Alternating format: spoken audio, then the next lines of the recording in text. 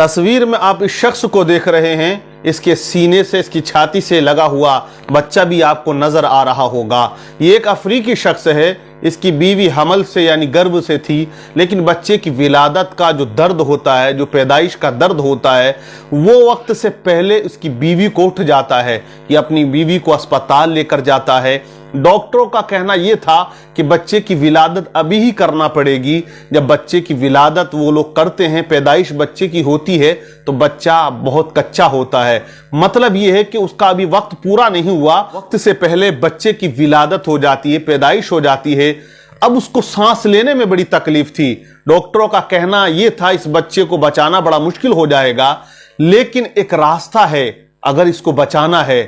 باپ پوچھتا ہے وہ راستہ کیا ہے؟ تو ڈاکٹروں کی ٹیم نے کہا اگر اس بچے کے سانس کی نلی کسی بڑے انسان کے پھیپھڑوں سے جوڑ دی جائے تو اس کو سانس لینے میں کوئی پریشانی نہیں ہوگی، اور چند دنوں کے بعد یہ بچہ نارمل ہو جائے گا۔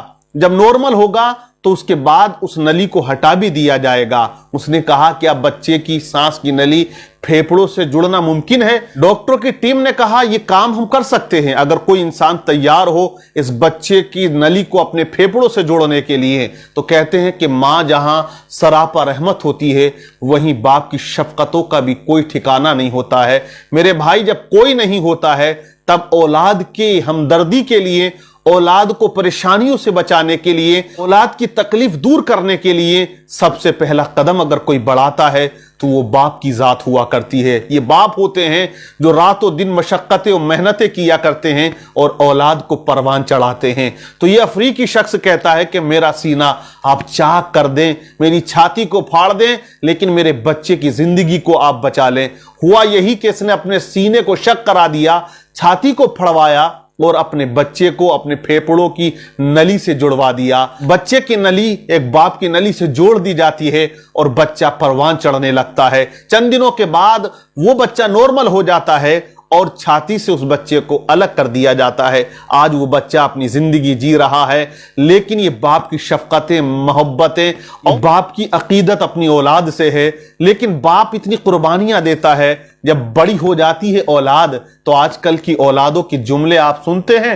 آج کل کی اولاد ایک جملہ کہتی ہے کہ آپ نے ہمارے لیے کیا ہی کیا ہے؟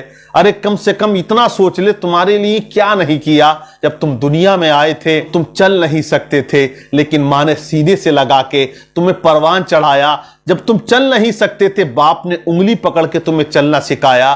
تم کہتے ہو باپ نے کیا ہی کیا ہے، تو باپ وہ کرتا ہے جو دنیا کا انسان تمہارے لیے نہیں کرتا ہے۔ باپ خون و پسینے کی کمائی تم کو کھلاتا ہے۔ مئی جون کی گرمی میں لوگ جہاں پنکھے کی ہوا میں بیٹھتے ہیں، وہ مزدور باپ جا کے کھیتوں میں مزدوری کیا کرتا ہے، وہ محنتیں مشقتیں کیا کرتا ہے، اپنے خون کو سر سے لے کر پاؤں تک وہ بہا دیتا ہے۔ کس کے لیے؟ اپنی اولاد کو پروان چڑھانے کے لیے، ان کی تعلیم کے لیے، ایجوکیشن کے لیے، ان کے رہنے کے لیے، ان کے کھانے کے لیے، ان کے پینے کے لیے۔ آج یہ کہتا ہے کہ تم نے ہمارے لیے کیا ہی کیا ہے۔ جب اس کی شادی ہو جاتی ہے تو یہ بیٹا دیکھیے کتنا ظلم کرتا ہے۔ وہ باپ جو اسے 20 سال، 22 سال، 25 سال تک چولہے پر بٹھا کر اپنے ساتھ کھانا کھلاتا تھا، آج شادی کے بعد یہ چولہا الگ کر لیتا ہے۔ تو باپ جو دور سے جب چیز لاتا تھا تو دکھاتا تھا اپنے بیٹے کو تاکہ میرا بچہ خوش ہو جائے، لیکن آج یہی بیٹا جوان ہو گیا، شادی ہو گئی، تو اپنے باپ سے، اپنی ماں سے چیز کو چھپا کے اپنی بیوی کو کھلاتا ہے۔ وہ ماں جو بڑی شفقت و محبت کا ایک سمندر ہوا کرتی ہے اور اولاد کو پالا کرتی ہے، لیکن آج کل کے نوجوانوں کا حال یہ ہے کہ چمن کے ہنستے کھلتے گلشن بیچ دیے، گھر میں جو رکھے تھے وہ برتن بیچ دیے، اور بیٹے نے اپنے بیوی کے فیشن کی خاطر اپنی ماں کے ہاتھ کے کنگن بیچ دیے۔